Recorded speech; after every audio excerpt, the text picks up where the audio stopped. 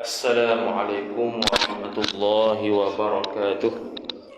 A'udzu billahi minasy syaithanir rajim. Bismillahirrahmanirrahim. Alhamdulillahi rabbil alamin wassalatu wassalamu ala asyrafil anbiya'i wal mursalin sayyidina Muhammadin wa ala alihi wa sahbihi ajma'in.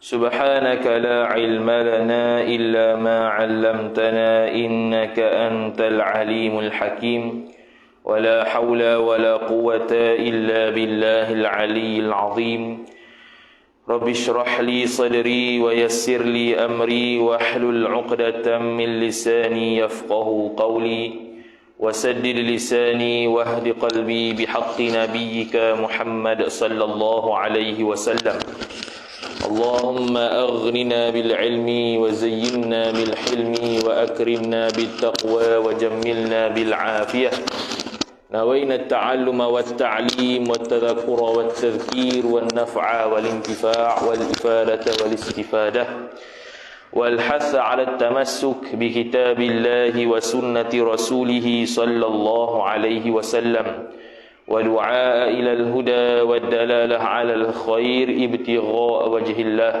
مرضاته وقربه وثوابه سبحانه وتعالى آمين يا رب العالمين. Kitab Sirajul Huda, muka surat 33, baris yang kelima daripada atas. Qala al-musannifu rahimahullahu ta'ala wa nafa'ana Allahu bi'ulumihi wa bi'ulumikum wa bi'ulumi masyayikhina fid darain amin ya rabbal alamin. Kata pengarang Asy-Syaikh Zaid Muhammad Zainuddin As-Sumbawi rahimahullahu taala, maka bermula yang dikehendaki dengan dia di sini iaitu dua bahagi. Yang pertama jua kerana dalil lagi akan disebut akan dia oleh musannif ila akhirih. Jadi sambung perbahasan berkaitan dulu berkenaan dengan sidqun, iaitu Nabi, iaitu Rasul mempunyai sifat sidq, iaitu benar. Maka sekarang dia kata, sambung kata dia, maka bermula yang dikehendaki dengan dia di sini iaitu dua bahagi.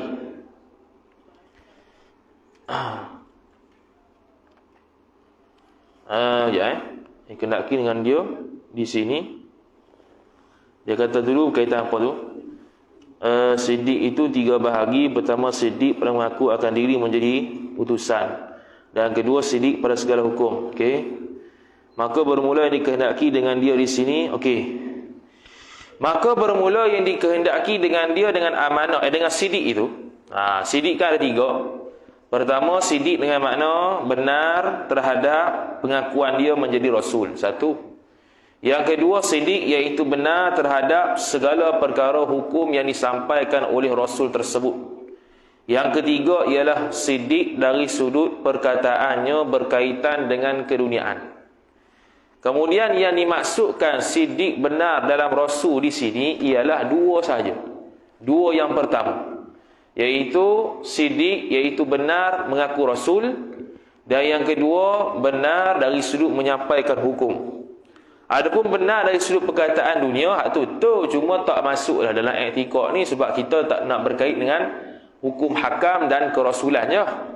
Adapun bab dunia tu tak payah kisah, tak apa. Maka dia kata, maka bermula yang dikehendaki dengan dia dengan siddiq di sini, iaitu yang dikehendaki itu dua bahagi yang pertama jua, iaitu dua bahagian yang pertama. Iaitu apa dia? Siddiq dengan makna dia mengaku dia tu Rasul. Satu. Siddiq dengan makna benar bahawasanya segala hukum yang disampaikan itu benar daripada Allah Subhanahu wa taala. Hak tu yang dimaksudkan dalam siddiq dalam kitab akidah.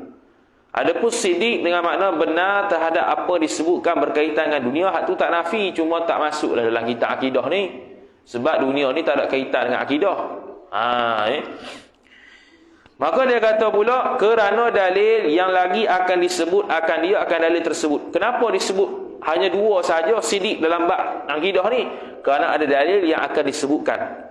yang akan disebutkan oleh musannif, oleh pengarang kita, iaitu Imam Muhammad bin Yusuf As-Sanusi rahimahullahu ta'ala, menunjukkan atas keduanya kedua makna sidik, iaitu sidik terhadap benarnya Rasul dan sidik terhadap segala hukum yang disampaikan itu benar daripada Allah Subhanahu wa ta'ala.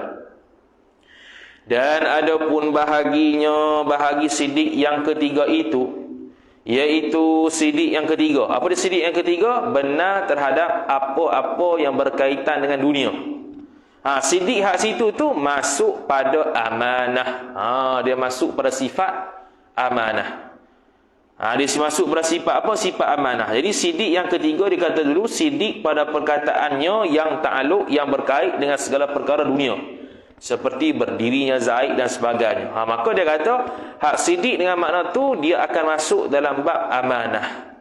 Amanah ni lawannya adalah khianah. Sebab apa masuk pada amanah? Kerana kalau dia bercakap dengan benda dunia itu tak betul, nipu hukum dia haram. Haram salah satu dosa. Bila Rasul sendiri buat dosa, maka dia tidak amanah, dia khianat dengan Allah Ta'ala. Sebab amanah saya kita akan belajar, amanah ialah Rasul-Rasul tidak buat perkara haram, tidak buat perkara makruh, tidak buat perkara khilaful aula. Itu disebut oleh Syekh Nawawi Al-Bantani rahimahullah dalam Fathul Majid Syarah Al-Durril Farid. Dia kata apa? Dia kata Nabi dan Rasul dan Nabi ni tak buat benda haram, tak buat benda makruh, tak buat khilaful aula. Khilaful aula ni tahap larangan itu bawah lagi pada makruh. Macam contohnya, kita disunatkan membaca doa iftitah. Bila seseorang tidak membaca doa iftitah, hukum dia khilaful aula. Gitu. Dia tidak makruh dan tidak haram, tinggal tu, tapi khilaful aula. Dia panggil khilaful aula ni khilaful afdal. Afdalnya bacalah doa iftitah tu, tiba-tiba dia buat sebaliknya, maka itu menyalahi yang afdal. Tu ialah. Tu antara contoh. Jadi Nabi-Nabi dan Rasul-Rasul tak buat benda haram, tak buat benda makruh, tak buat khilaful aula. Kecuali syari dia akan sebut untuk menyatakan keharusan saja dia buat juga.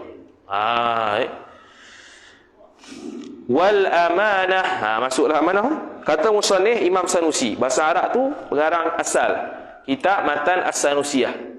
Wal amanah, arti wal amanah, dan wajib pula pada hak segala nabi-nabi yang menjadi utusan itu bersifat amanah. Bersifat amanah. Apa makna amanah? Makna amanah, tiada khianat mereka itu Rasul dengan mengerjakan yang diharamkan atau yang dimakruhkan. Noktah. Tambah satu lagi, ataupun khilaful aula. Hak tu amanah. Jadi mereka tidak melaksanakan perbuatan-perbuatan yang bercanggah dengan syarak, sama ada bercanggah dengan yakin yang dipanggil sebagai haram, dalil larangan secara jazam, secara pasti, iaitu panggil haram. Larangan yang tidak jazam, yang tidak pasti, dia panggil makruh. Dan juga ada satu lagi khilaful aula. Tiga-tiga ni Nabi tak buat. Bahkan Nabi-Nabi dan Rasul-Rasul tidak buat benda yang harus semata-mata harus dah. Dia buat benda harus dengan adanya niat, maka jadi ibadat. Contohnya makan, dia berniat bukan semata-mata makan, bahkan berniat untuk taqawi fil ibadah. Mereka nak kuat dalam ibadat. Maka hak tu makan mereka itu bukan lagi harus, tapi tahap sunat. Setiap benda yang harus yang mereka perbuat pasti akan menjadi ibadah kerana berdasarkan niat. Waktu kalau kita contoh tidur, dia ada niat dia lah tidur tu supaya aku boleh bangun subuh sembahyang jemaah, supaya aku boleh bangun qiyamul lail, supaya esok aku kerja cari nafkah dengan segar, tak ada mengantuk. Niat begitu dapat pahala sunat. Tidur tu sunat. Tidur tu dapat pahala sunat. Kalau tidak ada pahala apa-apa, maka tidur tu sajalah. Tidur harus. Tak dapat pahala. Sia-sia saja. Nabi SAW sebut, innamal a'malu bin niyat. Hanya sahnya amalan-amalan itu berdasarkan dengan niat. Jadi kalau niat tak ada, maka tidak sahlah apa yang nak dibuat. Kerana niat itu dapat membezakan antara ibadat dengan adat. Dapat membezakan antara ibadat sunat dengan ibadat fardu. Tanpa niat, maka adat tidak akan jadi ibadat. Hak sunat tak akan jadi fardu. Hak fardu tidak akan jadi sunat. Baik. Dan tafsirkan dia oleh setengah ulama.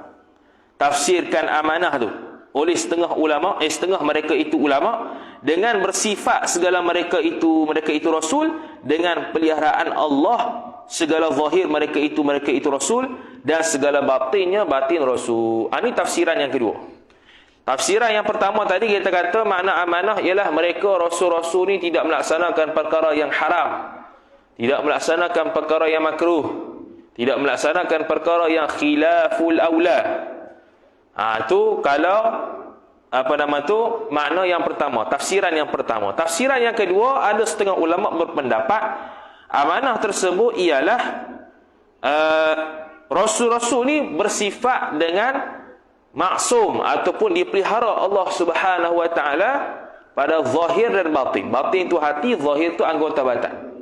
Zahir mereka Allah jaga, batin mereka Allah jaga.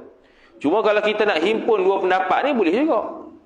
Mana zahir dan batin mereka tidak buat perkara yang haram, tidak buat perkara yang makruh, tidak buat perkara yang khilaful aula. Selesai. Kerana kita ada dua, zahir dan batin. Ilmu zahir, ilmu fiqh, ilmu batin, ilmu tasawuf. Dua-dua tu ada hukum masing-masing, ada yang haram, ada yang harus, ada yang sunat, ada yang wajib. Bersifat dengan sifat rendah diri, hak tu wajib. Kalau bersifat dengan takabur, haram. Kalau bersifat dengan sifat taubat, sentiasa bertaubat ketika mana dia itu membuat dosa, hak tu wajib. Kalau dia tidak bertaubat, hak tu dosa yang lain pula. Dosa dia buat dosa satu, dosa lambat taubat satu. Dua benda dosa dia ada. Kemudian kata musannif rahimahullahu subhanahu wa ta'ala, dia kata bagi. Itu pendapat yang kedua. Kemudian dia kata lagi, dia kata dengan peliharaan Allah segala zahir mereka itu rasul, dan segala batinnya batin rasul, daripada terpakai dengan barang yang ditegah daripadanya daripada Allah. Akan sebagai tegah yang makruhkan dia makruhkan barang. Doktor. Kata dah. Jadi maknanya yang kata amanah dengan makna mereka dipelihara Allah Ta'ala zahir dan batin, yakni daripada perkara-perkara yang makruh. Makruh ni ada dua. Makruh dari sudut bahasa, makruh dari sudut syarak. Makruh dari sudut bahasa dengan semata-mata dibenci syarak. Dibenci syarak ni tertakluk dua lah, haram dengan makruh. Ada makruh dari sudut istilah syaraknya ialah siapa yang tinggal kerana Allah dapat pahala, siapa yang buat tak dapat dosa. Itu makruh dari sudut syarak. Siapa yang buat tak dapat dosa, siapa yang tinggal kerana Allah dapat pahala. Kalau tinggal kerana makhluk bukan kerana Allah tak dapat pahala. Tu tu makruh. Jadi sekarang ni benda yang Allah Ta'ala tegah bukan setakat makruh, bahkan benda haram. Bahkan termasuk juga khilaful aula seperti mana yang kita sebut tadi. Jadi maknanya mereka zahir dan batin mereka terjaga daripada benda yang makruh, terjaga daripada benda yang haram, terjaga daripada benda yang khilaful aula. Hanya mereka buat dua saja, benda wajib dan benda sunat. Benda wajib dan sunat, benda wajib dan sunat. Kecuali ada sesetengah perbuatan Nabi sallallahu alaihi wasallam seolah-olah bercanggah dengan apa yang dinasihatkan kepada orang. Contohnya Nabi sallallahu alaihi wasallam berdiri suruh kencing dalam keadaan duduk, jangan berdiri. Tiba-tiba Nabi sallallahu alaihi wasallam dalam kitab Sunan At-Tirmizi, Imam At-Tirmizi rahimahullah meriwayatkan hadis Nabi sallallahu alaihi wasallam kencing berdiri. Jadi lagu mana tu? Nabi SAW cakap jangan kencing diri. Dalam masa yang sama, Nabi SAW buat pula kencing diri. Jadi kalau orang yang belajar hadis semata-mata belajar saja tanpa ada dari sudut fiqahnya, maka dia tidak tahu nasikh mansukh. Dia tidak tahu zahir mubayyan ataupun panggil nas yang zahir, nas yang taqyid, yang ada qaid dengan makna lain. Jadi makna hadis tersebut nak menunjukkan bahawasanya tidak afdal untuk kencing diri. Sunatnya kencing duduk, dah kencing diri dalam keadaan mampu duduk makruh. Tu je. Jadi Nabi sallallahu alaihi wasallam kencing dalam keadaan berdiri ketika itu Kerana nak menunjukkan bahawasanya kalau kencing berdiri tidak sampai tahap haram. Bahkan tahapnya makruh sahaja. Tapi bukan bermakna Nabi SAW buat benda makruh tak. Buat benda makruh yang terlarang, yang dilarang ni, yang mustahil ni ialah buat benda makruh daripada Nabi sendiri nak buat. Bukan dari sudut untuk memberitahu orang itu makruh, bukan. Memang Nabi SAW sendiri yang nak buat benda makruh itu. Hak tu barulah tak boleh, tu mustahil. Tapi kalau Nabi SAW buat benda seolah-olah makruh tu hanya untuk memberitahu kepada orang bahawasanya benda tersebut makruh, hak tu tak dipanggil sebagai mustahil. Hak tu harus. Bahkan kadang-kadang nak menunjukkan bahawasanya benda tu haram. Nak menunjukkan bahawasanya benda itu tidak haram, bahkan Nabi SAW mesti kena buat begitu.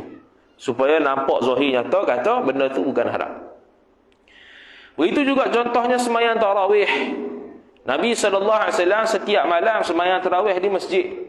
Dan pada satu ketika Nabi SAW tidak sembahyang lagi di masjid.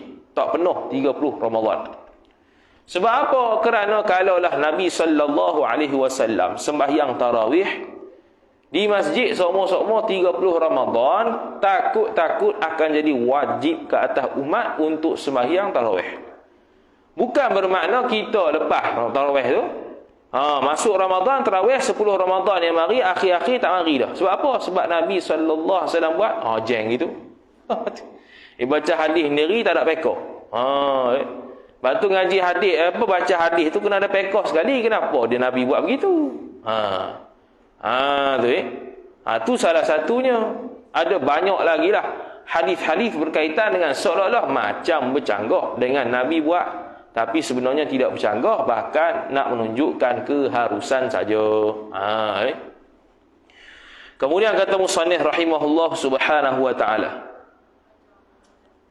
dan kata setengah mereka itu ulama. Ada lagi pendapat amanah tu apa? Amanah itu ialah satu malakah. Apa malakah? Yakni satu kekuatan yang teguh. Satu kemahiran kalau bahasa kita. Satu kemahiran yang mantap pada diri seseorang, menegah ia seorang akan menegah ia amanah tu akan tuan bagi amanah daripada mengerjakan segala larangan. Noktah ni pendapat yang ketiga. Dia mengatakan amanah itu adalah satu malakah, satu kemampuan, satu kemahiran yang mantap, yang teguh, yang dapat melarang ataupun mencegah tuannya daripada buat benda yang dilarang syarak. Tu. Bukan maknanya amanah tu beri bekah dah.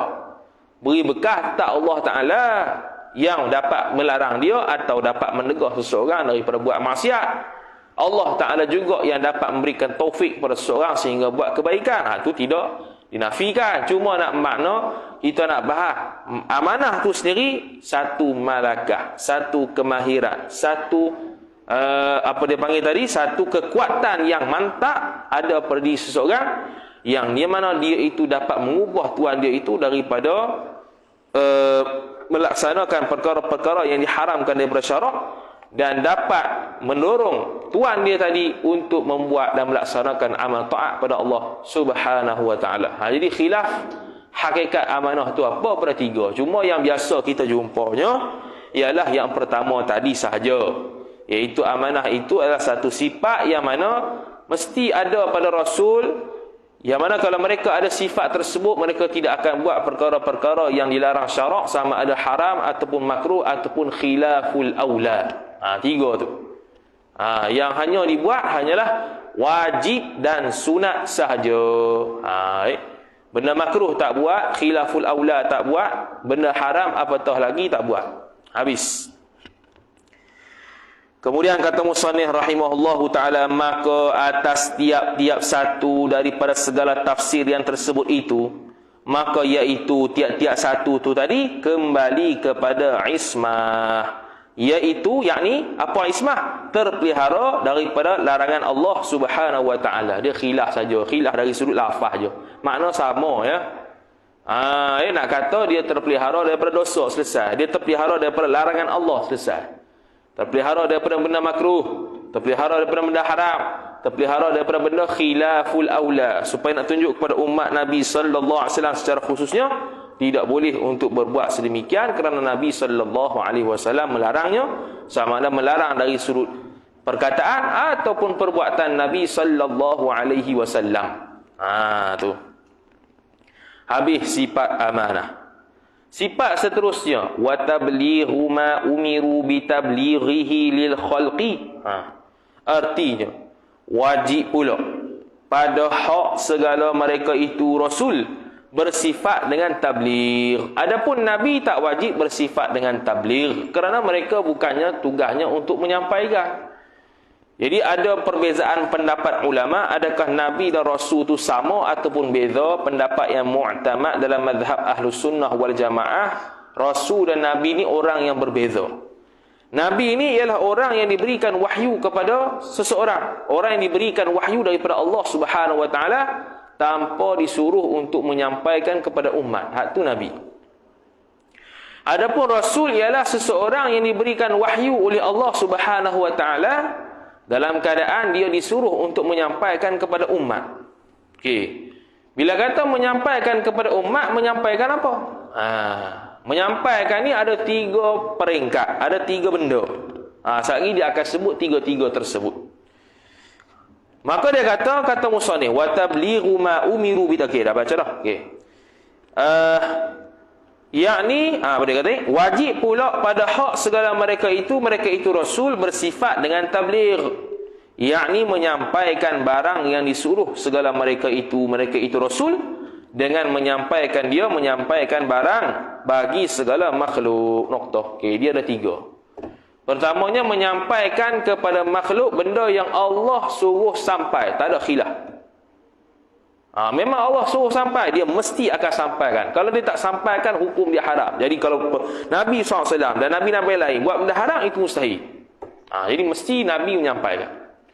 Yang kedua ialah Allah Subhanahu wa taala memberikan pilihan kepada Nabi dan Rasul tersebut, sama ada nak sampai boleh, tak mau sampai pun boleh. Dia panggil ada pilihan. Nak sampai kepada umat boleh, tak mau sampai kepada umat pun boleh. Nak pilih sampai kepada Sayyidina Ali saja boleh, Sayyidina Abu Bakar saja boleh, Sayyidina Umar radhiyallahu taala anhu pun boleh. Tak sampai kepada seluruh umat pun boleh. Tu yang kedua. Yang kedua ni tak wajib, harus. Boleh Nabi menyampai, boleh Nabi tak menyampai. Dan yang ketiga ialah tak boleh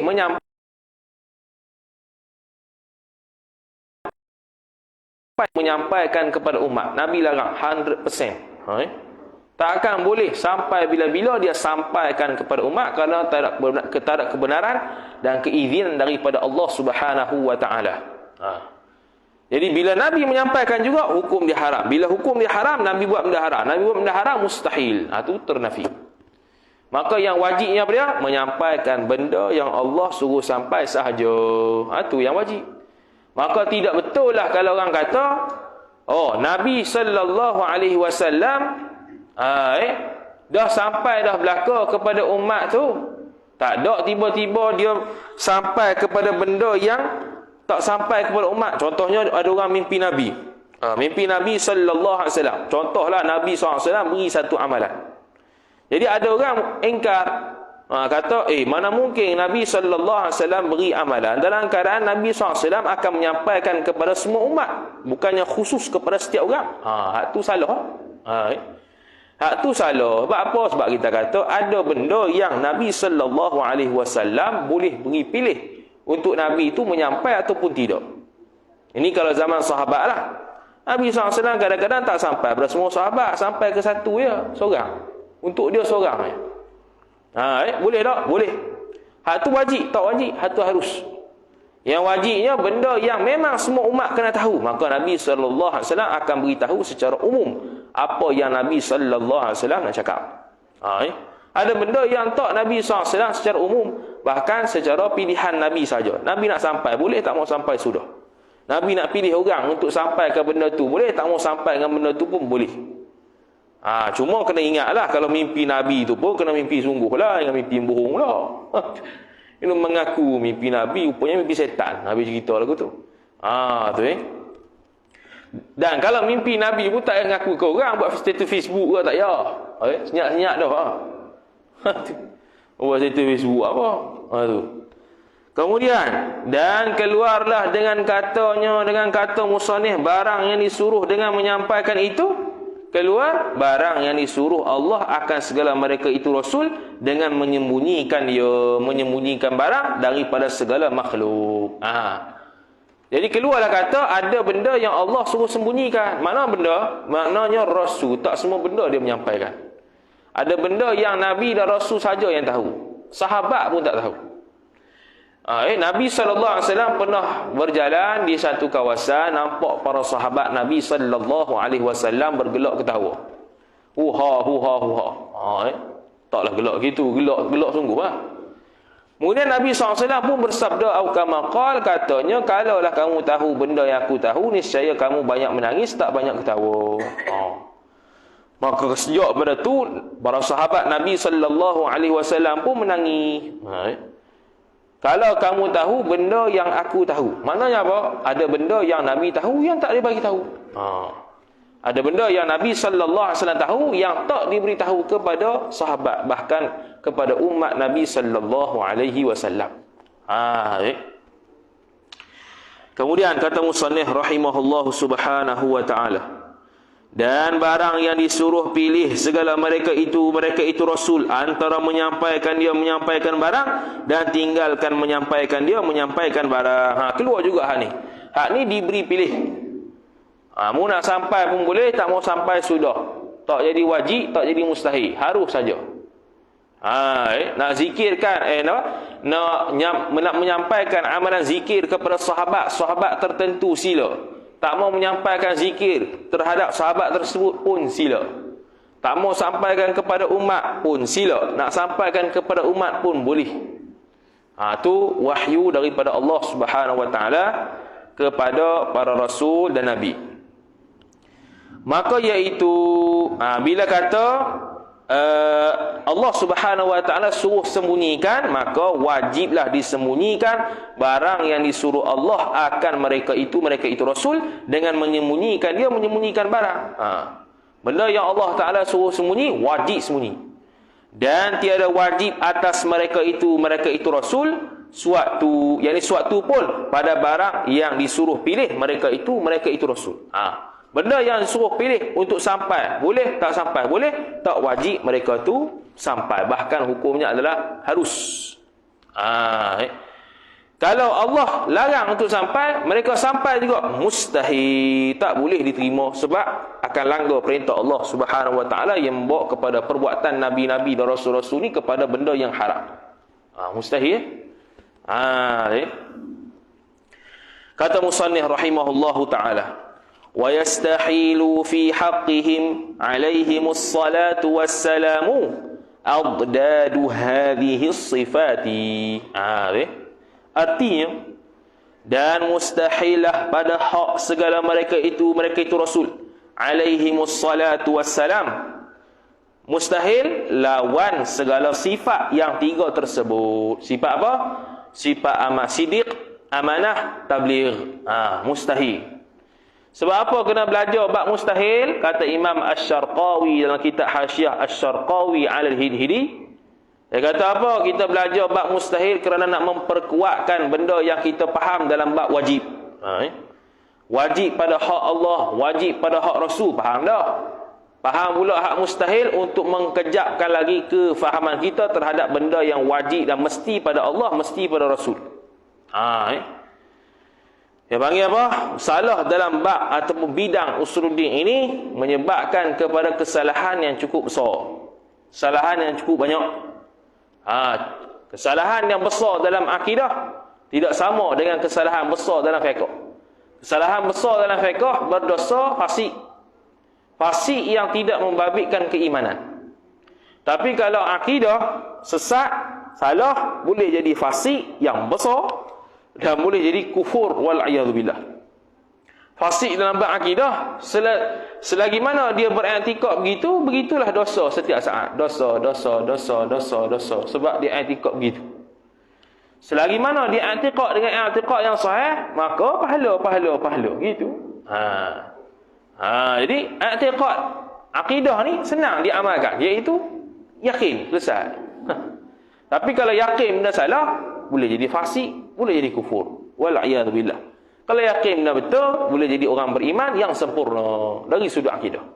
Bila iman sudah sempurna dari sudut akidah, kita buat amalan fiqh ataupun tasawuf, maka mudahlah dapat pahala yang besar di sisi Allah Subhanahu wa taala, kerana akidah sudah selesai, akidah sudah mantap, fiqh pun mantap, tasawuf pun mantap, maka dia melahirkan insan mukmin yang sempurna yang akan masuk ke dalam syurga Allah Subhanahu wa taala dengan izin Allah Subhanahu wa taala. Kata Imam Al-Bajuri rahimahullah dalam Hasyiah Al-Bajuri ala Fathul Qarib, manusia ni ada 3 puak. Pertamanya orang yang gelap hati dia, 100% gelap, iaitu orang yang kafir, orang yang 100% gelap hati dia.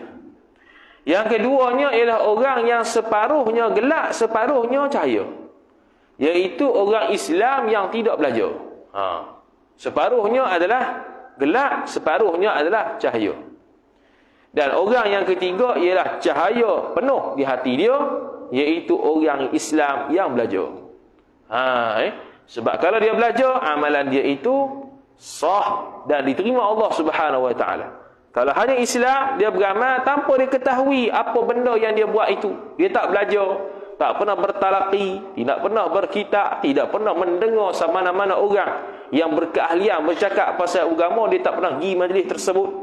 Dalam keadaan dia tu huyuh hayang dalam ibadat ataupun tasawufnya, maka dia tidak jadi sempurna. Dia panggil mukmin yang ghairu kamil, mukmin yang tidak sempurna.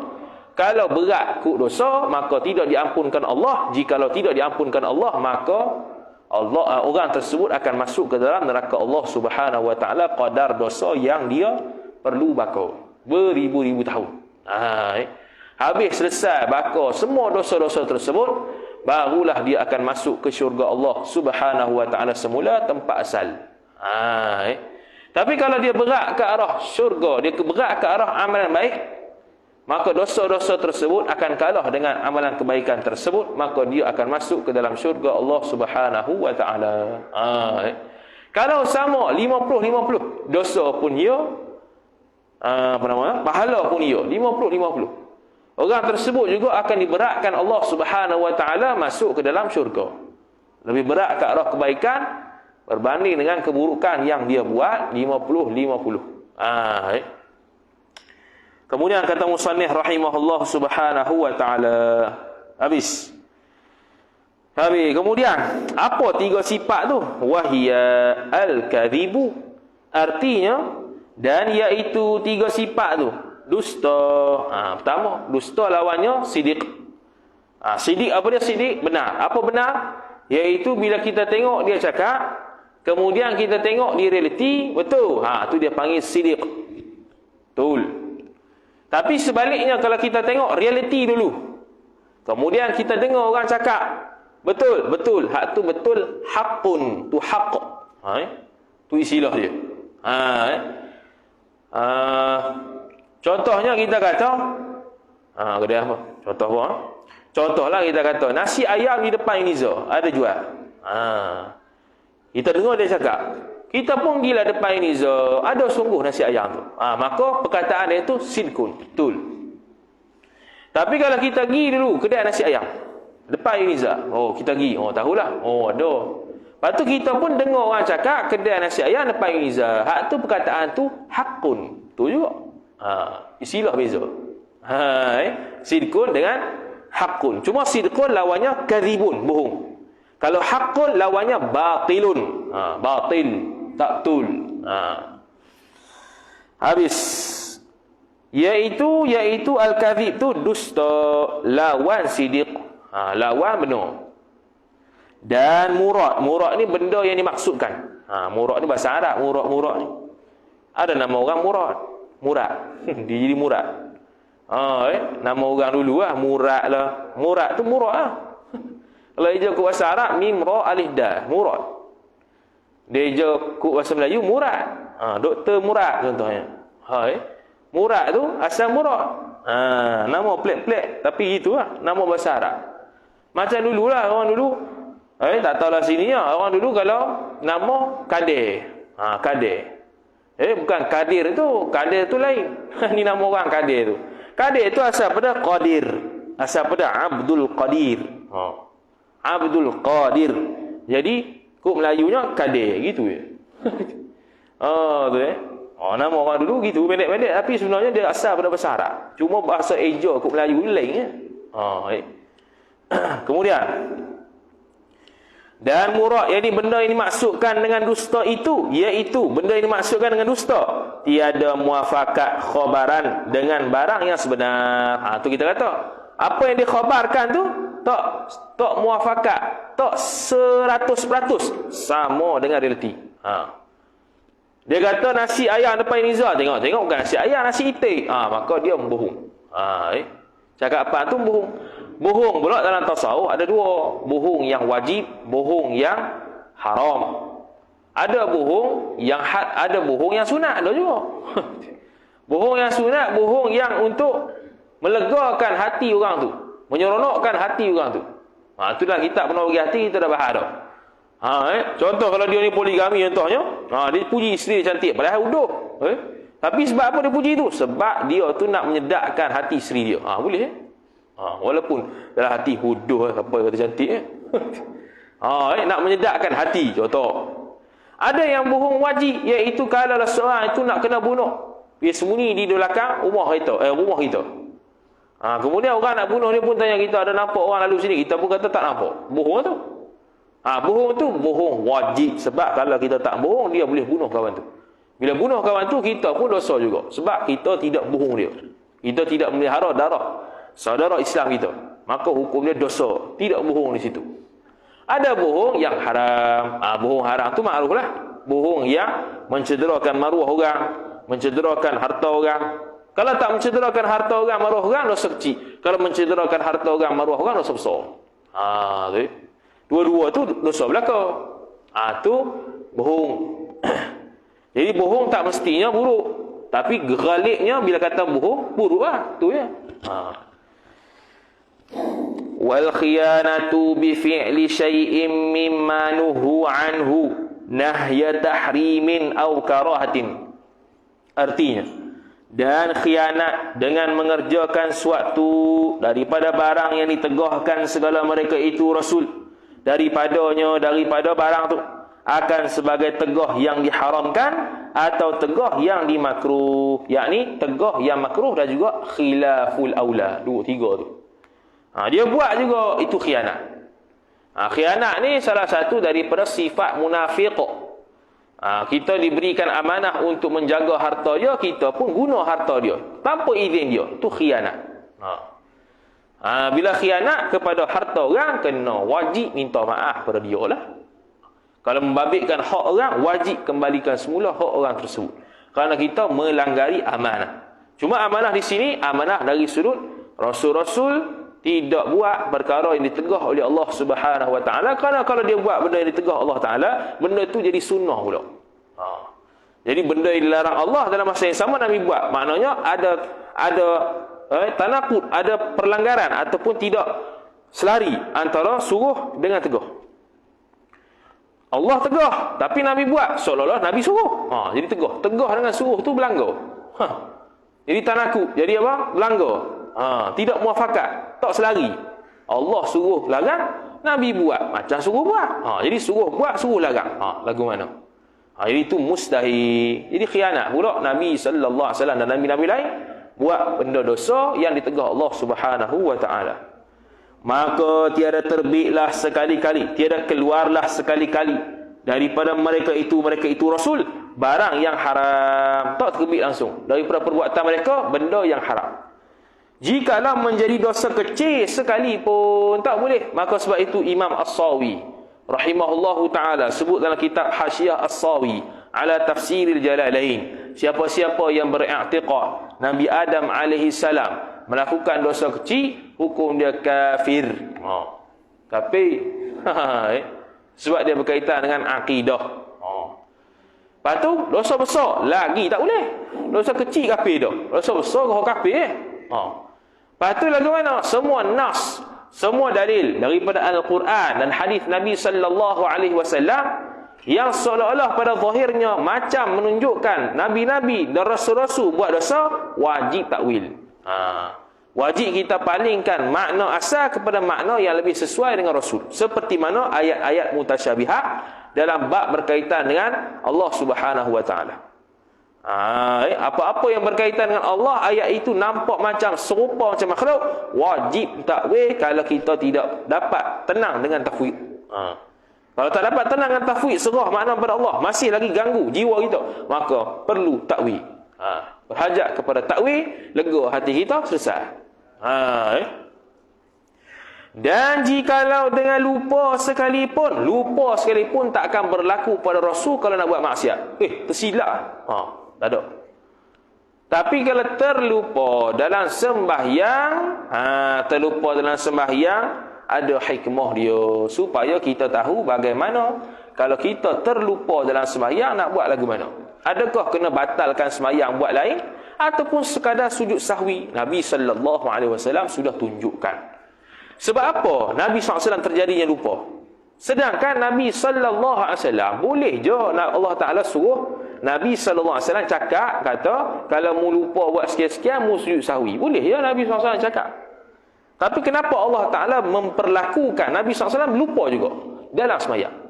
Dalam kitab Bidayatul Hidayah, syarah kepada Ummul Barahim, kitab Yawi juga, dia adik-beradik dengan Sirajul Huda. Dia sebut kata apa? Kalaulah Nabi sallallahu alaihi wasallam hanya cakap sujudlah sahwi ketika kamu lupa, contoh. Tanpa Nabi SAW pernah lupa dan tanpa Nabi SAW pernah buat, maka sahabat Nabi SAW akan faham itu satu rukhsah, itu satu kemudahan bagi orang untuk dia sujud sahwi dan tidak perlu batalkan sembahyang dia. Adapun dari sudut azimah, kalau sahabat tu warak dengan apa yang difahami dari perkataan Nabi itu, Nabi suruh sujud sahwi itu hanya rukhsah, maka para sahabat akan batalkan sembahyang buat lain. Sebab hak tu lebih afdal, seolah-olah gitu. Sahabat Nabi akan faham gitu. Jadi bila sahabat Nabi akan faham gitu, maka Allah Subhanahu wa taala menyuruh Nabi SAW, bukan menyuruh, Allah Subhanahu wa taala meletakkan sedikit lupa itu pada Nabi ketika mana sembahyang. Dan Nabi SAW sembahyang dalam keadaan kadang-kadang kurang rakaat, kadang-kadang tertambah rakaat dan sebagainya. Maka Nabi menunjukkan penyelesaian dengan perbuatan Nabi sendiri. Bila perbuatan Nabi sendiri itu baik kaedah, dilalatul ahwal aqwa min dilalatil aqwal. Nabi SAW tunjuk dengan perbuatan diri sendiri lebih kuat berbanding petunjuk yang disebutkan oleh Nabi SAW di mulut. Pergi sembahyang duha dengan Nabi SAW sendiri sembahyang duha, mana lebih kuat? Nabi SAW sendiri sembahyang duha. Sebab dia sudah merealisasikan benda yang disuruh. Dan berlaku pada Nabi SAW. Begitu juga Nabi SAW dalam kitab Bidayatul Hidayah sebut, Nabi SAW pernah sembahyang duduk ketika sakit. Kenapa? Boleh saja Nabi SAW kata, jikalau kamu, Nabi SAW kata dah dalam hadis, kalau kamu tak mampu berdiri, duduk. Tak mampu duduk, mengiring. Tak mampu mengiring, melentang. Tu ya. Tapi berlaku juga Nabi SAW sakit dan dia sembahyang dulu. Sebab apa? Sama juga macam tadi. Kalau Nabi SAW tak pernah berlaku dia sakit, hanya cakap saja kalau tak mampu diri, duduk, tak mampu duduk, mengiring, tak mampu mengiring, melentang, sahabat akan faham itu satu rukhsah. Hak yang afdalnya, sakit lah ke mana pun, tetap mesti berdiri. Sahabat akan faham gitu. Maka Nabi SAW terjadi sungguh pada dia sakit, dan Nabi SAW duduk ketika mana Nabi tak mampu berdiri. Maka itulah menunjukkan, merealisasikan sembahyang duduk ketika mana Nabi sakit. Dan Nabi, para sahabat ikut bila Nabi buat begitu. Dipanggil dilalatul ahwal aqwa min dilalatil ahwal. Penunjuk Nabi dari sudut perbuatan lebih kuat daripada penunjuk Nabi dari sudut cakapan. Wallahu ta'ala a'lam. Sampai situ dulu. InsyaAllah kita ada sekali lagi, kali terakhir sebelum masuk bulan Ramadan, insyaAllah ta'ala. Wallahu ta'ala a'lam. A'udhu billahi minasyaitanir rajim. Bismillahirrahmanirrahim. Alhamdulillahi rabbil alamin. Wassalatu wassalamu ala asyrafil anbiya'i wal mursalin Sayyidina Muhammad wa ala alihi wa sahbihi ajma'in. Allahumma zidna ilma warzuqna fahma. Allahumma zidna ilma warzuqna fahma. Allahumma zidna ilma warzuqna fahma. Wa sallallahu ala sayyidina Muhammad wa ala alihi wa sahbihi wa baraka wa sallam. Walhamdulillahi rabbil alamin. Wassalamu alaikum warahmatullahi wabarakatuh.